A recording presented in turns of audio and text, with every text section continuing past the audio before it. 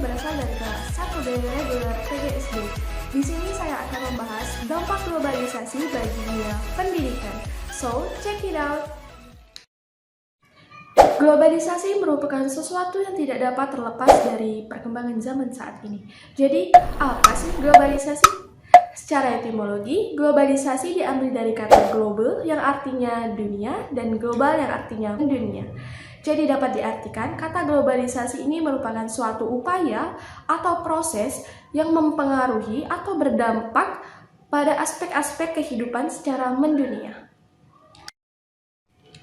Akibat dari arus globalisasi ini, sekat-sekat sebuah negara dengan negara lain menjadi memudar karena kemudahan yang diperoleh dalam berinteraksi di berbagai bidang.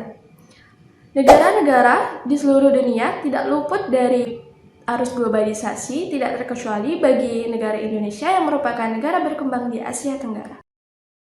Globalisasi ibarat memiliki dua mata pisau karena mempunyai dampak positif dan dampak negatif.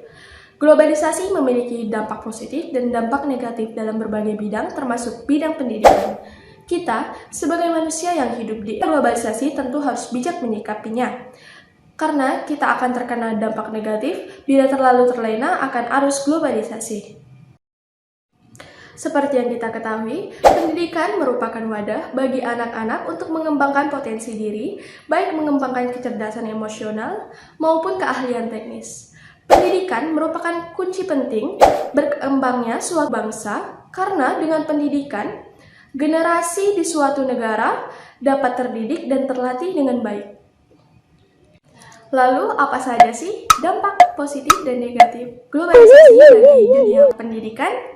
Berikut adalah beberapa dampak positif yang ditimbulkan dari adanya arus globalisasi bagi dunia pendidikan. 1. Dampak positif yang pertama dari arus globalisasi di bidang pendidikan adalah sistem pembelajaran secara online atau yang biasa disebut e-learning. E-learning ini tidak mengharuskan pendidik maupun peserta didik bertatap muka secara langsung. Hal ini tentunya dapat menjadi opsi bagi pendidik maupun peserta didik yang memiliki kesibukan yang tinggi, karena e-learning ini dapat diakses kapan saja, di mana saja, dan bersifat fleksibel. Selain itu, sistem pembelajaran ini dapat menghemat biaya transportasi baik bagi peserta didik maupun pendidik. Tidak seperti sistem pembelajaran konvensional yang memerlukan biaya transportasi sebagai penunjang utama pendidikan. Komputer atau laptop dan jaringan internet merupakan elemen penting dari sistem pembelajaran secara online ini. Maka dari itu, penggunaan sistem pembelajaran ini masih sangat terbatas penggunaannya. 2. Dampak positif globalisasi selanjutnya dalam bidang pendidikan adalah mudahnya mengakses informasi pendidikan. Internet memberi kemudahan bagi pendidik dan peserta didik untuk mengakses materi belajar. Dengan hadirnya situs-situs yang menghadirkan buku dalam bentuk digital yang dapat diunduh dan dijadikan referensi dalam proses belajar mengajar. Buku-buku elektronik atau e-book ini bisa diunduh dan langsung diakses tanpa harus mencetaknya terlebih dahulu, sehingga bisa menghemat pemakaian kertas. 3. Kemudahan dalam mengakses informasi pendidikan secara langsung bisa meningkatkan kualitas dari tenaga pendidik. Kemudahan di era globalisasi ini harus dimanfaatkan secara maksimal oleh guru, karena saat ini guru bisa leluasa melihat tren pembelajaran di dunia, serta mencari referensi-referensi dari negara termaju di dunia yang berguna dalam proses belajar mengajar. Dengan memaksimalkan teknologi dan informasi di era globalisasi, kualitas pengajar akan terus meningkat.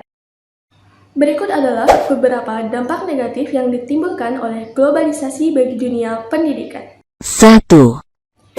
Dampak buruk dari adanya globalisasi bagi dunia pendidikan adalah menurunnya kualitas moral para siswa.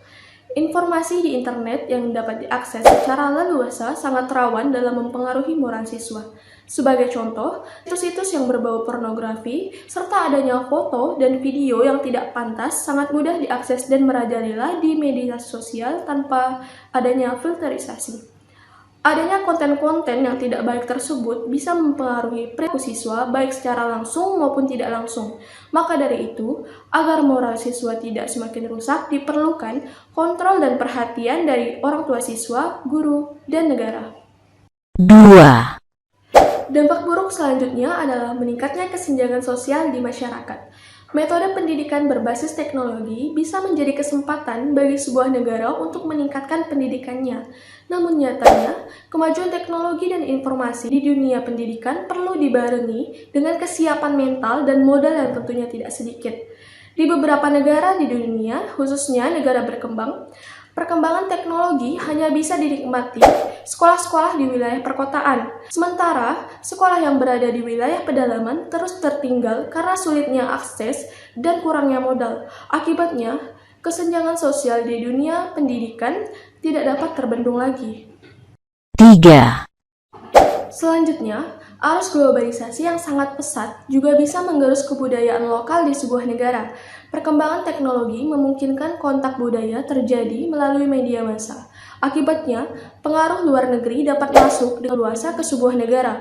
Pengaruh globalisasi dalam bidang pendidikan yang dikuasai dan digerakkan oleh negara-negara maju bisa menjadi masalah bagi negara-negara berkembang, tidak terkecuali bagi Indonesia yang memiliki beberapa pulau yang masuk dalam kategori pulau terbesar di dunia.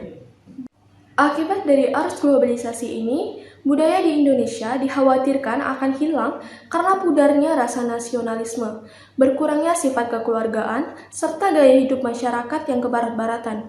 Sebagai contoh, dapat kita lihat dari gejala-gejala yang muncul dalam kehidupan sehari-hari. Remaja-remaja di Indonesia banyak yang berdandan meniru selebritis Korea maupun Amerika. Remaja ini mengenakan pakaian yang tidak pantas dan tidak sesuai dengan kebudayaan yang ada di Indonesia. Nah, itulah dampak positif dan negatif yang ditimbulkan oleh adanya globalisasi di dunia pendidikan. Perkembangan zaman yang memudahkan kita di berbagai bidang kehidupan tentu harus disikapi dengan bijak, agar nantinya kita tidak salah arah. Sekian informasi dan pembahasan dari saya, semoga dapat bermanfaat bagi kita semua.